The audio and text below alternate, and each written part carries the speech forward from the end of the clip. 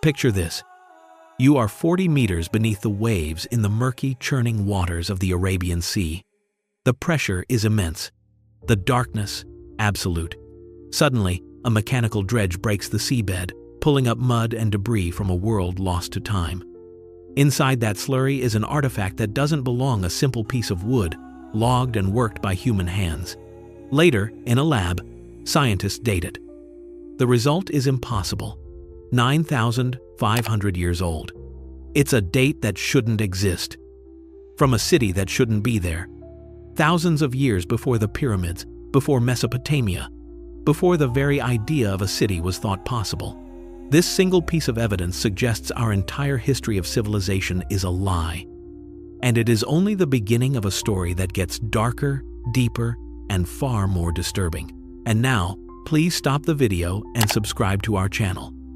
To be able to keep making videos like this, we need to reach 1,000 subscribers as soon as possible. Thank you. Before that impossible piece of wood was ever dredged from the depths, before the cold carbon dating and the sonar scans, the story of Dwarka wasn't one of scientific mystery, but of divine perfection. It was a legend. A fairy tale told to children, a city so magnificent it could only have been built by a god. And it was. The ancient texts, like the Mahabharata, paint a picture not of stone and mortar, but of pure magic. This was Lord Krishna's capital, a city he commanded to be built on land, reclaimed from the sea itself, a fortress of gold against the darkness of the world. Can you even imagine it? The official story describes a meticulously planned metropolis, a golden city shimmering on the coast, its high walls embedded with glittering crystals and precious emeralds. It speaks of 700,000 palaces, not of stone, but of gold, silver, and jewels, housing a population that lived in perfect harmony. This wasn't just a city. It was a promise, an untouchable, divine sanctuary that was said to be the gateway to heaven. It was a perfect society, protected by a perfect king, a place that should have been eternal. This is the story we are told. A beautiful gilded myth designed to inspire awe. But perfection has a way of attracting envy, and divinity has a way of attracting ruin. The very splendor of the legend makes its eventual fate all the more terrifying. A city built to be invincible, to stand forever. But it didn't. It's a beautiful story, designed to be unbelievable. But what if it wasn't just a story? What if the first dusty clues to its very real, very physical existence were waiting, not in the depths of the ocean, but just beneath the surface of the modern world? For a story that grand, there must be an echo, a scar left on the landscape. Legends, after all, are just memories that have forgotten they are real. And in the 1,960 seconds, a team of archaeologists decided to go looking for that scar. They came to the modern town of Dwarka, not with stories of gold, but with shovels and brushes, hoping to peel back the layers of dust and time. They dug near the modern temple, the sacred heart of the city, expecting to find the foundations of Krishna's capital. But the earth was tight-lipped. What they found was frustrating. It was history, yes, but not the history they were looking for. They unearthed pottery shards, fragments of a life lived here centuries ago. They found the ruins of a temple, a large stone structure from the 9th century, itself built upon the ghosts of even older buildings. It was proof that people had lived and worshipped on this spot for a very, very long time. But it wasn't the Golden City. There were no 1,000-palace foundations, no crystal-studded walls. The findings were important, but they felt small, insignificant, against the sheer scale of the legend. It was as if the land itself was deliberately hiding the truth, offering up just enough to keep the search alive, but guarding the real prize. The discovery proved the location was ancient, a place of power, but it answered nothing. It only made the mystery deeper, the silence of the stones more profound. The land was keeping its secrets safe, but the land is not the only keeper of the past. The real answers, the truly shocking ones, weren't buried under the dust.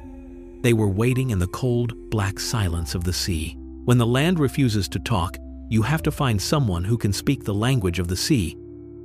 And that man was Dr. S.R. Rao. This was not some fringe treasure hunter chasing a fantasy. Rao was one of India's most respected and senior archaeologists, a man who had built a career on facts and evidence. But where his colleagues saw a childish myth, he saw a persistent cultural memory, a story that refused to die for a reason. He staked his entire reputation on a single radical belief: that the golden city of Dwarka was real, and that its corpse lay somewhere beneath the waves. While mainstream academia scoffed, Rao did the unthinkable. He founded India's first marine archaeology unit, pioneering a field that barely existed. You have to understand, this was the early 1980 seconds. The technology was primitive, a world away from the digital mapping we have today. They were using rudimentary sonar, basic diving gear, and sheer, stubborn determination. Every single dive was a life-threatening risk, a battle against crushing pressure, unpredictable currents, and the terrifying, sightless dark of the abyss. He was an old man by then, leading young divers into dangerous waters, all in pursuit of a ghost. What kind of obsession does that take? What kind of certainty? He was looking for a single, misplaced stone, a piece of evidence that would justify the immense risk and silence the critics for good. He assembled his team, checked his gear, and took the plunge into the void, hunting for a whisper of history. He had no idea he was about to hear it scream. The screaming silence of the abyss is the first thing that hits you. There are no sounds from the world above, just the mechanical rasp of your own breathing and the frantic drumming of your heart against your ribs. The water is a cold, heavy blanket. The pressure a constant reminder that you are an intruder here, a fragile creature of air trespassing in a world that wants to crush you. Your dive light cuts a pathetic little cone through the swirling green murk, illuminating nothing but dancing silt and the occasional curious fish. Down here, everything is rounded, worn smooth by the relentless power of the sea. There are no straight lines in nature, no perfect right angles. So, when your light catches one, your brain simply refuses to process it at first. It's a flicker at the edge of your vision, a line too straight, too clean to be real. You drift closer, your breath catching in your throat, and the beam reveals more. It's a corner. A perfect 90-degree corner of a massive dressed sandstone block. A thing made by intelligent hands. As you wipe away decades of silt, the sheer scale becomes clear. This isn't a rock. It's a piece of a wall, a foundation, a building block from a world that has no right to be here. This is the tactile moment when legend becomes reality, when a child's story becomes a cold, hard, physical fact in your hands. He had found the first impossible stone, but it wasn't alone. It was part of something bigger, something impossibly vast, a geometric ghost sleeping in the mud. That first stone wasn't a solitary tombstone in the silt. It was a tooth in the jawbone of a monster. As the divers pushed further, mapping the seabed, the true, horrifying scale of what they had found began to emerge.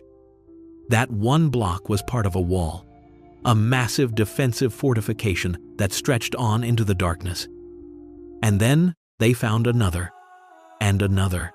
Soon, they weren't just finding walls, but the clear outlines of bastions, of gateways, of grid-like streets, and the foundations of enormous buildings. This wasn't a ruin. It was the skeleton of an entire city, sprawling for over a mile along the seabed. The sheer physical reality of it is sickening to contemplate.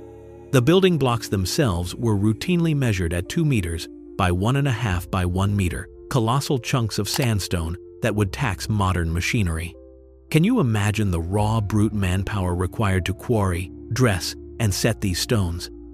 The muscles straining, the bones grinding under the load. And then there were the anchors. They found dozens of them. Huge, prismatic stone anchors weighing over 250 kilograms each. Proof that this was a major port, servicing ships of an incredible size. The psychological impact of these numbers is staggering. This wasn't built by a small settlement. This was the work of a superpower. A civilization with the resources and the will to command an army of laborers to build something on a scale that borders on the inhuman. They had found the body of the city, a giant slain and left to rot in the deep. Now, they had to find its soul, to ask it the most important question of all. When did you die? You see, the date that came back from that single piece of wood, dredged up from the Kambat ruins, was more than just a discovery. It was an act of war against the established timeline of history. The carbon dating results were unequivocal, verified by multiple labs: 9,500 years before the present, 7,500 BCE, a date so ancient, so utterly impossible, that it threatens to burn down the entire library of what we think we know about human civilization. Before the first cities of Mesopotamia, before the Giza pyramids were even a dream, a sprawling city of 9 kilometers existed here. It's a claim that should have triggered the single greatest archaeological investigation in human history. Instead, it was met with a wall of academic silence and immediate, almost panicked, dismissal. The counter-argument came swiftly. "It's just a piece of driftwood," they said, "washed down from a river and settled amongst much younger ruins." They point to the pottery dredged from the site, claiming it looks stylistically similar to Harappan pottery from around 2000 BCE. They want you to believe that in a collection of over 2,000 artifacts, the one piece they chose to date was a random, meaningless fluke. This is where the investigation turns into something much darker. This isn't a scientific debate, it's an intellectual suppression. Why would such a monumental discovery, backed by a government institution, be so quickly and completely dismissed? What are they so afraid of finding? When the evidence threatens the foundation of your entire belief system, is it easier to simply declare the evidence wrong? The artifacts sit there, a challenge to our entire story, a ghost that refuses to be ignored. In the end, the war over a few thousand years on a timeline misses the point entirely. The real horror isn't about which date is correct. It's about the silence. It's the chilling realization that a city, whether it's 4,000 or 9,000 years old, can be utterly and completely erased from human memory, swallowed by the ocean so completely that its very existence becomes a debate, a conspiracy. Look at the silent, weed-covered stones of Dwarka, and then look at the glittering lights of our own coastal cities. We build our shining towers of glass and steel at the water's edge, convinced of our own permanence, just as they must have been. We see ourselves as the pinnacle of history, the keepers of the record. But the story of Dwarka is a drowned reflection of our own hubris. It serves as a terrifying warning that we are not in control. The greatest power has never been held by kings or empires, but by the slow, indifferent rise of the tides. The ocean that gave birth to life is also the great eraser of history. The ultimate horror of Dwarka is not just that a great city was lost. It's the question of how many others are down there with it. How many chapters of the human story, how many entire civilizations have been casually washed away, leaving our own history as a book with most of its pages torn out. We are a species with amnesia, living in a library of ghosts, and we don't even know it.